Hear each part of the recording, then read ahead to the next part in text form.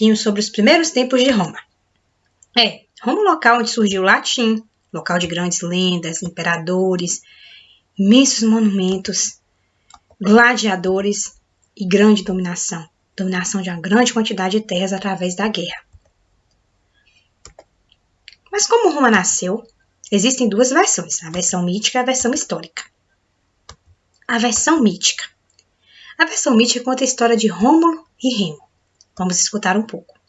Em um local chamado Alba Longa, havia um rei chamado Numitor. Numitor tinha um irmão chamado Amulio. Numitor, que era o rei, tinha uma linda família. Ele teve 2 netos, gêmeos, que se chamavam Rômulo e Remo. Certo dia, Numitor foi destronado pelo seu irmão, Amulio.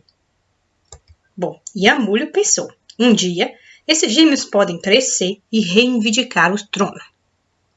Vendo que os gêmeos eram uma verdadeira ameaça para seu governo, Numitor resolveu traçar um plano. Amulio mandou sequestrar os gêmeos, colocá-los em um cesto e jogar no rio Tibre. A intenção era que as crianças morressem de frio ou fossem devoradas por animais.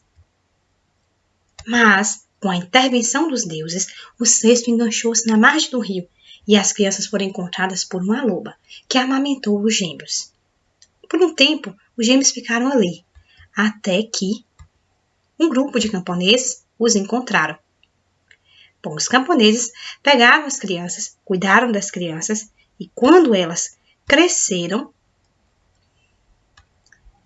as crianças descobriram que eram descendentes de um rei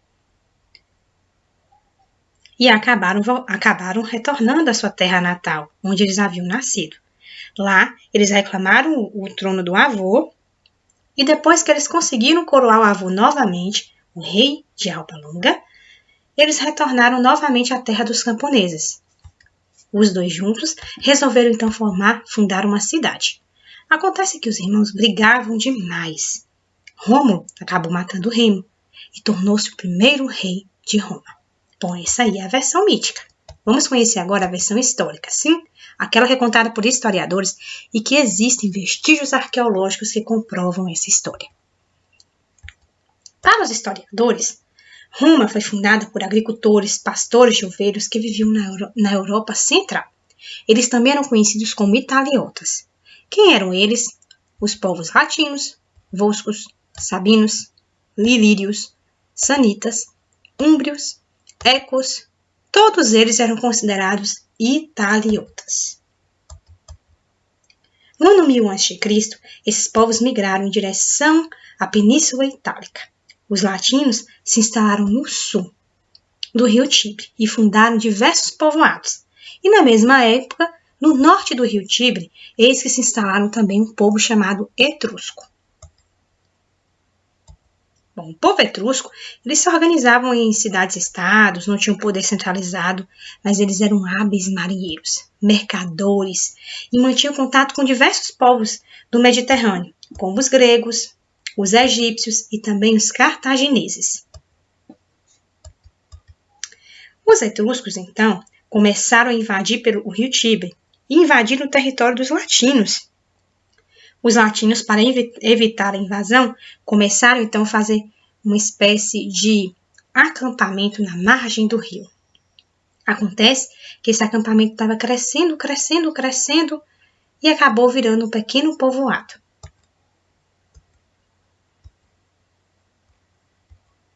A localização de Roma beneficiou bastante para que esses povoados se tornassem bem cobiçados. Era um local de várias rotas comerciais. A cidade começou a crescer, os povoados cresceram e prosperaram. E no século VII a.C., as vilas que formavam a cidade de Roma tinham cerca de 80 mil pessoas. Todos formados por agricultores, escravizados, comerciantes e também artesãos. Com todo esse esplendor, os latinos, eles resolveram também invadir todos esses povoados que formavam Roma. Ainda eram pequenos povoados. Eles começaram, então, a impor seus costumes, unificando esses vilarejos sob um poder só. E aí, formou a cidade de Roma. Algumas mudanças aconteceram quando os etruscos entraram em Roma. Bom, a cidade deixou de ser apenas uma cidade de agricultores, pastores, para ser uma cidade fortificada. Os etruscos ensinaram a população a construir pontes, redes de esgotos, drenar pantos, pavimentar estradas. Eles também introduziram alguns hábitos culturais, como, por exemplo, a prática de adivinhação através das vísceras de animais.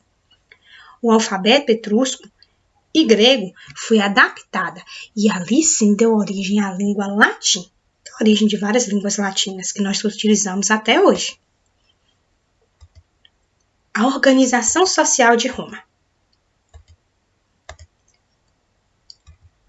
A sociedade romana, ela dividia-se em dois grupos, homens livres e escravos. Vamos falar um pouquinho agora sobre os escravos. Os escravos eram prisioneiros de guerra, pessoas que não conseguiam quitar sua dívida e acabavam se tornando escravos. Ou então essas pessoas elas não costumavam ter direitos, suas vidas estavam totalmente submetidas a seus donos. Bom, e nós temos também os homens livres. Os homens livres são divididos em 3 grupos. Os patrícios, que era um grupo social muito influente, e eles afirmavam ser descendentes diretos dos fundadores da cidade de Roma, Rômulo e Remo. Dessa forma, eles justificavam que apenas eles poderiam comandar a política de Roma. Considerado homens livres também, tinham os plebeus. Os plebeus eram artesãos, comerciantes, pequenos proprietários, eles possuíam deveres públicos. Entre eles, integrar as fileiras do exército romano. Mas eram proibidos de ocupar cargos públicos e não podiam casar-se com patrícios. Também eram considerados homens livres um grupo social chamado clientes, que eram os ex-escravos, filhos de escravos nascidos livres, que dependiam dos patrícios. Eles recebiam proteção e terras em troca deles darem parte de tudo aquilo que eles produziam para os patrícios. E também poderiam substituir os patrícios nas guerras.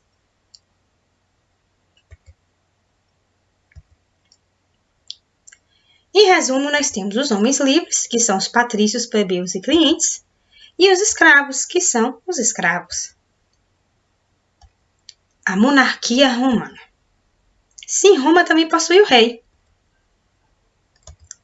Bom, com a unificação etrusca, Roma passou a ser governada por um rei só. Bom, mas esse rei não podia trabalhar sozinho.